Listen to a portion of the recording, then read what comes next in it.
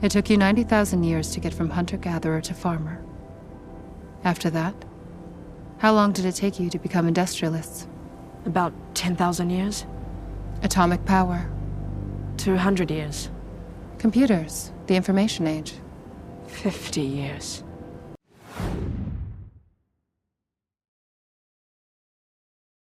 It took you 90,000 years to get from hunter-gatherer to farmer. After that, how long did it take you to become industrialists?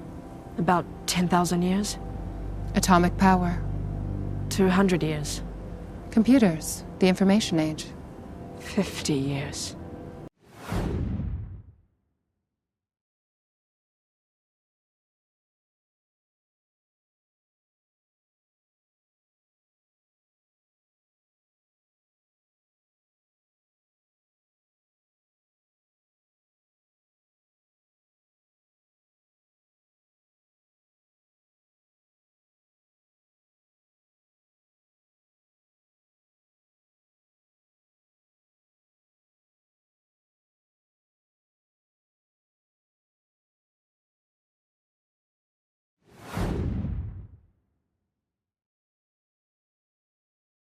It took you 90,000 years to get from hunter-gatherer to farmer.